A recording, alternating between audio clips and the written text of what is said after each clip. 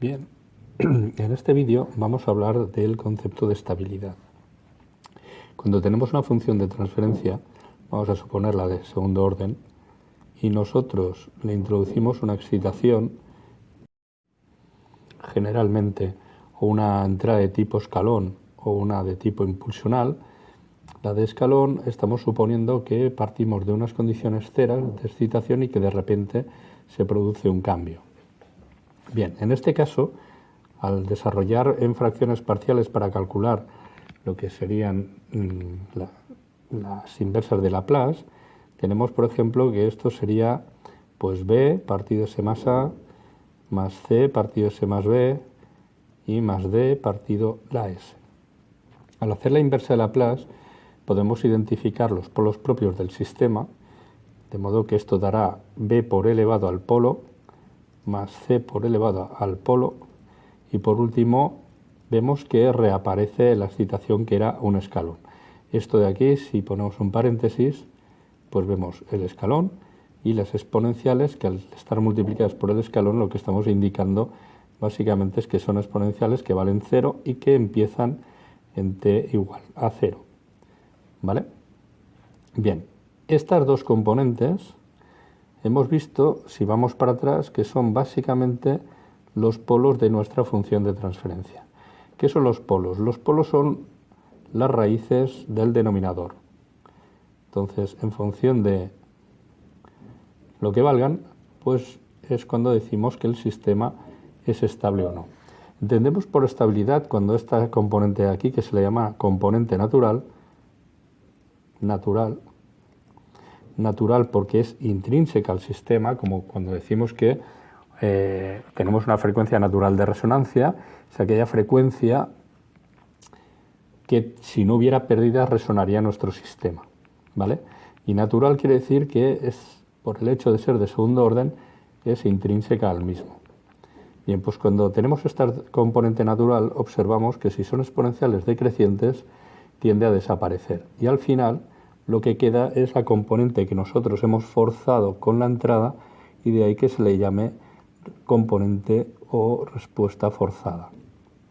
Entonces, hay una definición de estabilidad que dice que si esperando el tiempo suficiente desaparece la componente natural y nos quedamos con la forzada, significa que el sistema es estable.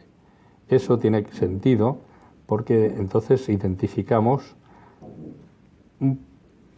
un régimen del tiempo que se le llama régimen transitorio, que como dice la palabra, si es transitorio es que tiene una duración finita, y luego un estado estacionario.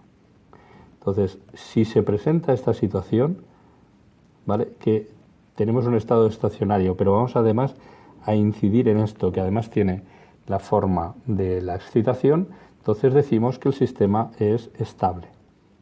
Entonces, de esa manera, cuando analizamos los sistemas de segundo orden, vimos que si los polos son reales y negativos, con su parte real negativa, dan exponenciales negativas. Luego, en el plano S, donde podemos dibujar las raíces, si estamos en el eje real, en esta parte de números reales, no incluyo el 0 de momento, estos de aquí darán exponenciales que tienden a 0.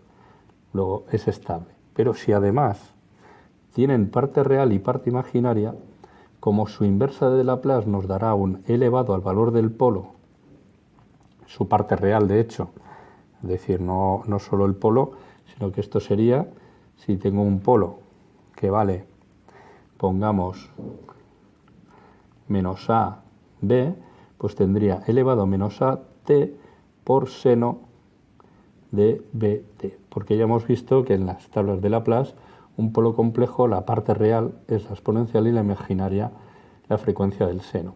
Se sigue cumpliendo que esta exponencial tiende a 0, luego el sistema es estable. Pues ya sabemos que siempre que tengamos que la parte real de los polos sea negativa, el sistema es estable.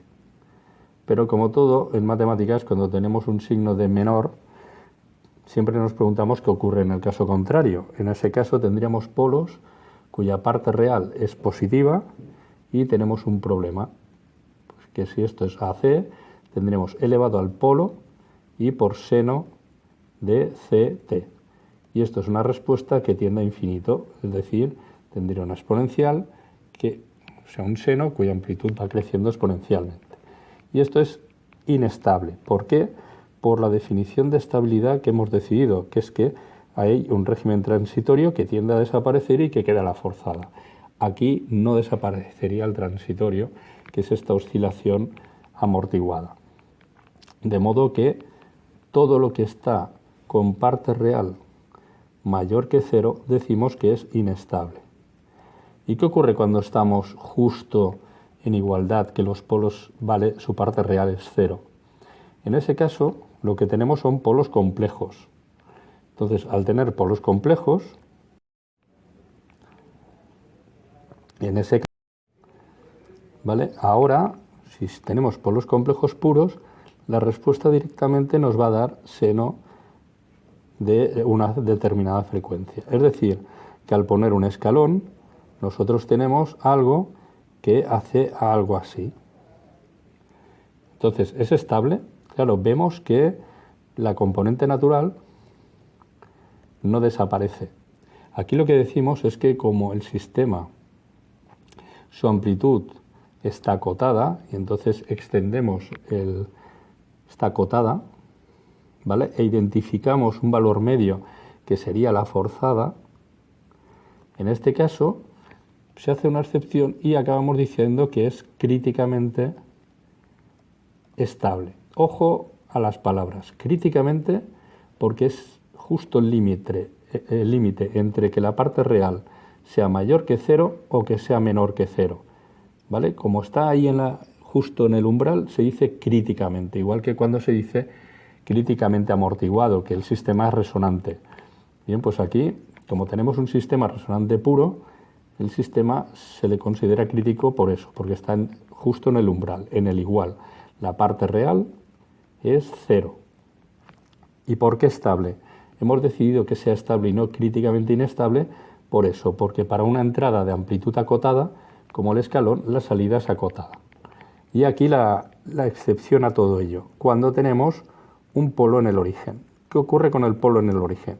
Al introducir un escalón, obtendríamos un término en S, otro en S cuadrado y el S más A. ¿Vale? Tres términos, porque esta S se convierte en un polo doble. Y su inversa de Laplace es precisamente una rampa.